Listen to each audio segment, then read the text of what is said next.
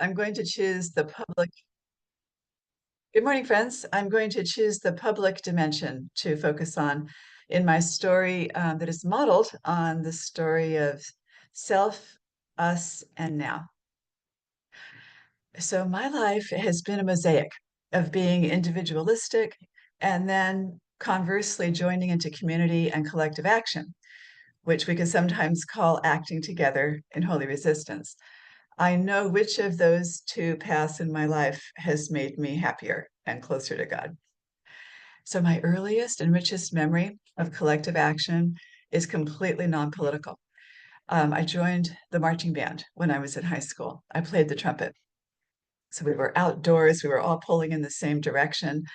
When we practiced for parades at the start, we just looked like a clown show. We were out of step with each other, we were out of tune.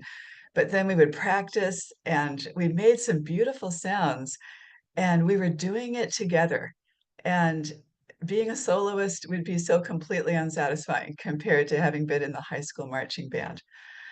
So then in my 20s, I joined the Whittier Area Peace Coalition and I joined the world of activism. And this was in the mid 80s. And we were standing against US sponsored wars in Central America. Very fulfilling to co edit the organization's newsletter, no surprise, with another activist. We went to demonstrations and rallies in Los Angeles. I was a part of something much bigger than myself, and I felt close to God. Another chapter in my life, let's call this, the 90s. I was a self employed artist, and this was quite an individualistic life. It was somewhat fulfilling because I was creating things, but I was consistently lonely. I was often isolated. I was not acting together in community. Fast forward to November 2017. I think a lot of you know this story. I discovered eco-faith, and that starts to bring us from the story of self to the story of us. I discovered the practices, I discovered most of you, and both of those felt like old friends that I had just met or rediscovered. Very precious. And so PSF was a great experience where we were acting together collectively to redistribute some wealth within Portland from big corporations to people of color, low-income people, women, and we were doing it with other organizations, acting as a collective we, organizations of color.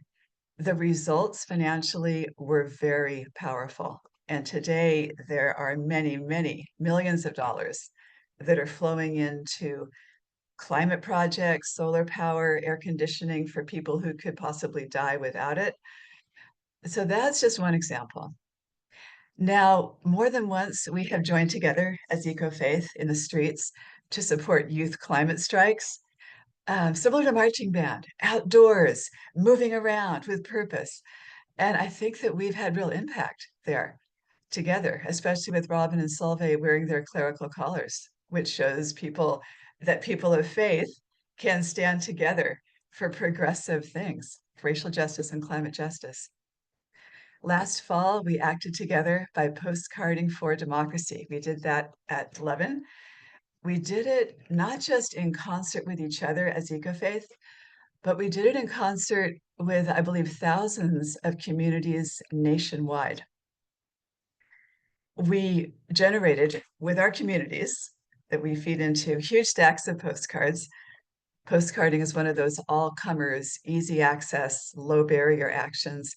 Janet also demonstrated there that day how to make phone calls, and that was excellent. And that helped me organize others into making a lot of phone calls into swing states for democracy.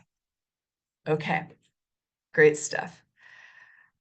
In EcoFaith, I have observed that our practice fives, our acting together parts, have often been reports, including from me, on maybe 1 to 3 of us on actions that we're taking, often local, understandably, where we have the most influence, but where we're not necessarily pulling together in a similar direction.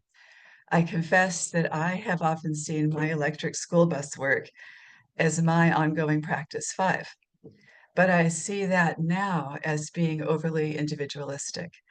There's no reason I can't both do my electric school bus work and also find ways to act together with my fellow eco-faithers. So I want to challenge myself to do better on this.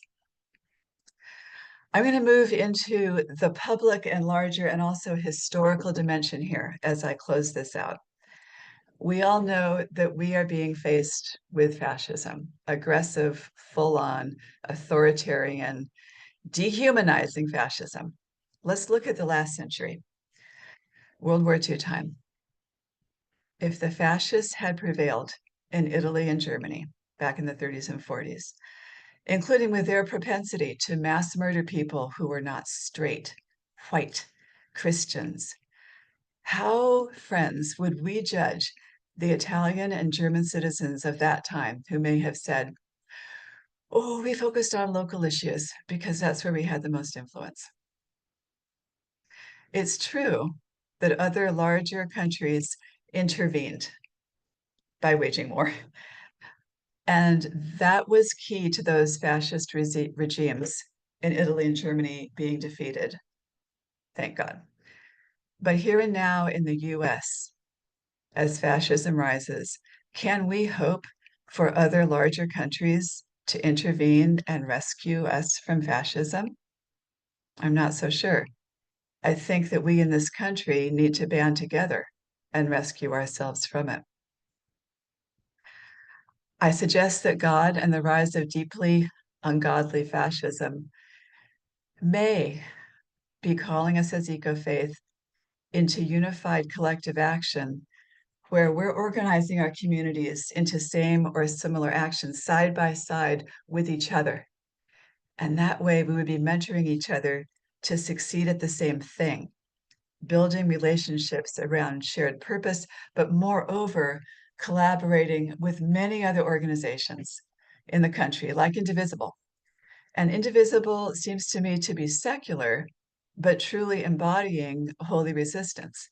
There's Indivisible chapters in Beaverton, Portland, states and cities all around the US, organizing for the things that we believe in. So I'm not hooked on this suggestion, but I'm putting it out there as a suggestion.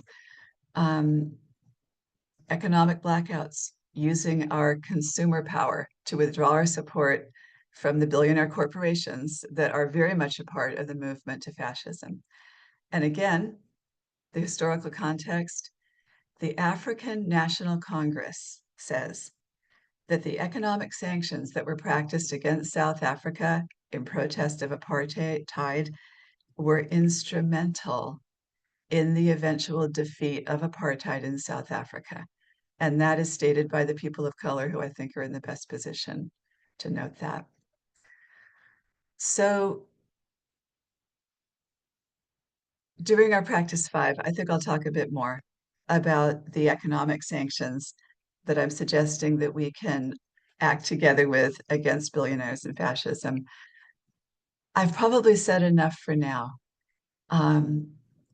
My story is imperfect. It's developing as a lot of our stories develop, but thank you for being with me in this exploration of a possibility for us.